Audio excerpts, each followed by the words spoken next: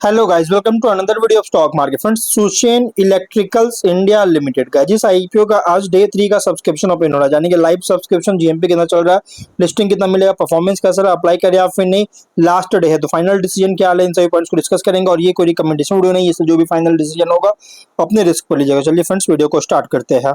तो guys IPO 11 को open हुआ था 15 जून, आज के दिन क्लोज किया जा रहा है।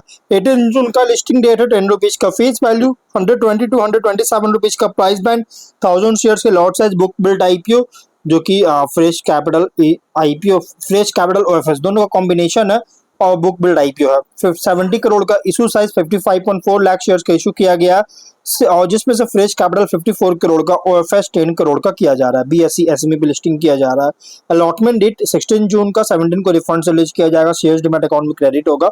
ऑफर दिया गया है, क्यूआईबी एंकर इंक्लूड नहीं करेंगे, ऑलरेडी एलोकेट हो चुका है 18.3% का। Big HNI 9.2, small HNI 4.6, retail 32.1% offer दी गई है। रिटेल ओनली 2 लॉट अप्लाई कर सकते हैं, 2000 शेयर्स मिलेंगे, 2.5 लाख पे करना पड़ेगा। Small HNI minimum 3 lot apply कर सकते हैं, 3.8 लाख पे करना पड़ेगा। मैक्सिमम 7 लॉट अप्लाई कर सकते हैं जो कि 8.9 लाख पे करना पड़ेगा। Big HNI minimum 8 lot apply कर सकते हैं जो कि लगभग 10.1 लाख पे करना पड़ेगा। मैक्सिमम कोई लिमिट नहीं, लेकिन अगर गाइस 5 टाइम सब्सक्राइब होता है स्मॉल एचएनआई या बिग एचएनआई में, तो आपको अलॉटमेंट मिनिमम लॉट होगा। जैसे जिस कैटेगरी में आपको लॉट सब्सक्राइब 5 टाइम अगर होता है उस कैटेगरी में, जैसे small HNI only 3 lot, big HNI only 8 lot allotment किया जाएगा। लेकिन गाइस इस आईपीओ में 5 टाइम ऑलरेडी क्रॉस कर चुका था, आप जितना भी अप्लाई कीजिएगा आपको मिनिमम लॉट ही अलॉटमेंट किया जाएगा।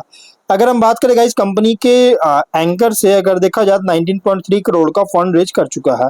अगर हम इसके सब्सक्रिप्शन की बात करें तो कंपनी का सब्सक्राइब किया गया है 2 डे सब्सक्रिप्शन है जो कि क्यूआईबी 7.3 टाइम सब्सक्राइब किया, 10.1 लाख शेयर्स ऑफर था, 74.3 लाख शेयर्स का बीट किया, 94 करोड़ का। हर एक कैटेगरीज में बहुत ही स्ट्रॉन्ग सब्सक्राइब है।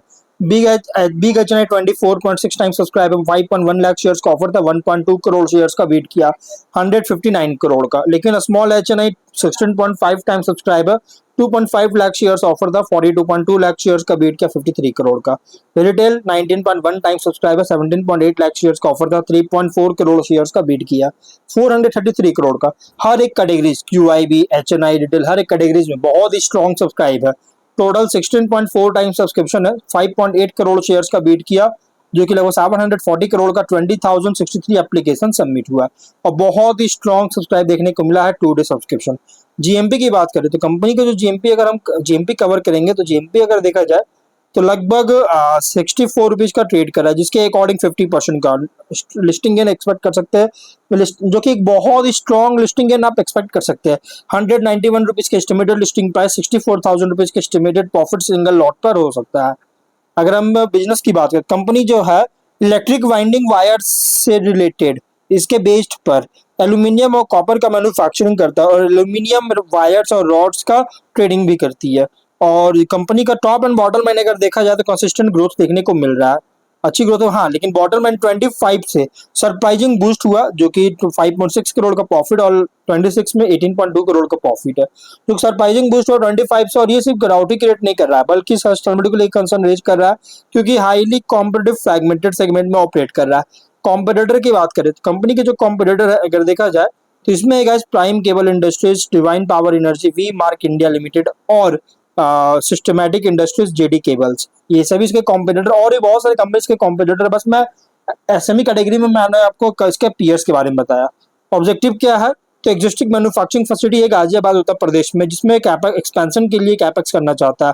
Working capital requirement general corporate purpose के लिए फंडिंग चाहता है, इसके लाइक लेकर आया। रेशियोज ROE 64.6, ROCE 29, RONW 47.4, आर पीएटी मार्जिन 6.8, एबिटा मार्जिन 11.9% का, पीबी 5.1 और पी रेशियो 10.5 टाइम का, 10.8 टाइम का। प्रोमोटर होल्डिंग अप्रेज 92.5 और पोस्ट 67% का। मार्केट कैप 258 करोड़ के अराउंड होगा। इसके रिसेंट फाइनेंशियल डेटा के अकॉर्डिंग प्राइस बैंड जो रखा गया है एग्रेसिव, मतलब कि ओवरली प्राइस रखी गई है। आईपीओ का जो प्राइस बैंड है ओवरली प्राइस रखा गया है। अगर हम शॉर्ट एनालिसिस करेंगे तो स्ट्रेंथ में अगर देखा जाए कंपनी ऑपरेट कर रहा है electrical equipment and power infrastructure sector में, और कंपनी जो है इलेक्ट्रिकल कंपोनेंट्स सॉल्यूशंस को इंडस्ट्रियल और इंफ्रास्ट्रक्चर एप्लीकेशंस के लिए मैन्युफैक्चरिंग और सप्लाई कर रही है, जिसमें इंगेज है पावर ट्रांसमिशन, डिस्ट्रीब्यूशन और इंफ्रास्ट्रक्चर डेवलपमेंट दोनों का में इन्वेस्टमेंट ग्रो हो रहा है, जिससे कंपनी को बेनिफिट मिलता है। स्ट्रॉन्ग टेक्निकल एक्सपर्टाइज है electrical engineering and project execution में, और डाइवर्सिफाइड कस्टमर बेस है इंडस्ट्रियल और इंफ्रास्ट्रक्चर सेगमेंट्स में, और डिमांड इंक्रीज हो रहा है रिलायबल इलेक्ट्रिकल सिस्टम्स के लिए, जिससे डिमांड जो इंक्रीज हो रहा है, जिससे कंपनी के लॉन्ग टर्म ग्रोथ को सपोर्ट करता है। वीकनेस की बात करेंगे तो बिजनेस डिपेंड करता है पावर और इंफ्रास्ट्रक्चर सेक्टर्स में कैपेक्स साइकिल्स पर, मतलब कैपिटल एक्सपेंस साइकिल्स पर, और रिलेटिवली स्केल बहुत ही स्मॉलर है अगर कंपेयर करेंगे लार्ज इलेक्ट्रिकल इक्विपमेंट मैन्युफैक्चरर से। प्रॉफिटेबिलिटी भी अफेक्टेड हो सकता है रॉ मटेरियल प्राइसेस में फ्लक्चुएशंस के द्वारा, जैसे copper, aluminium, steel. Working capital intensive है इन्वेंट्री और प्रोजेक्ट एग्जीक्यूशन रिक्वायरमेंट्स के कारण, और रेवेन्यू कॉन्सेंट्रेशन रिस्क बहुत ज्यादा अराइज हो सकता है, इंक्रीज हो सकता है। रीजन लार्ज प्रोजेक्ट्स और इंस्टीट्यूशनल कस्टमर्स पर डिपेंडेंस होने के कारण। लेकिन अपॉर्चुनिटीज की बात करेंगे तो डिमांड ग्रो कर रही है electrical equipment, power distribution systems और इंफ्रास्ट्रक्चर मॉडर्नाइजेशन के लिए, जैसे डिमांड इंक्रीज हो रहा है। और इसके अलावा गवर्नमेंट का फोकस है electrical and power sector expansion पर, जिससे इंडस्ट्री ग्रोथ को सपोर्ट करता है। Renewable energy smart grid related solutions में एक्सपैंड कर रही है, जिससे न्यू रेवेन्यू स्ट्रीम्स को क्रिएट कर सकता है।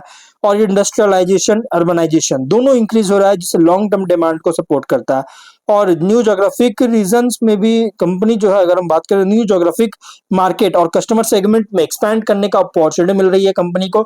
लेकिन थ्रेट की बात करेंगे तो स्ट्रॉन्ग कंपटीशन है एस्टैब्लिश्ड डोमेस्टिक और इंटरनेशनल इलेक्ट्रिकल इक्विपमेंट कंपनी से। कॉम्पिटिटिव प्राइसेस में वोलेटिलिटी के कारण मार्जिन को इम्पैक्ट कर सकता है।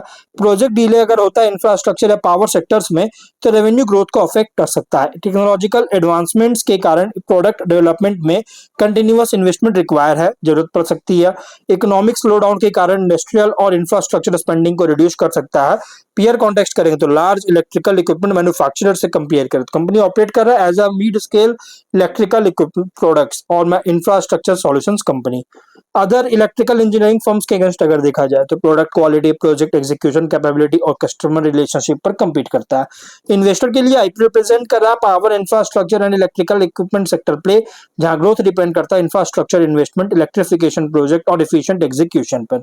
तो ओवरऑल अगर बात को देखिए, अगर आप इसको अच्छे से एनालाइज किए, खुद से एनालाइज जरूर कीजिएगा, और अच्छे से एनालाइज किए कैश एक्स्ट्रा कैश है और रिस्क सीकर से तो आप कंसीडर कर सकते हैं मीडियम टू लॉन्ग टर्म के लिए।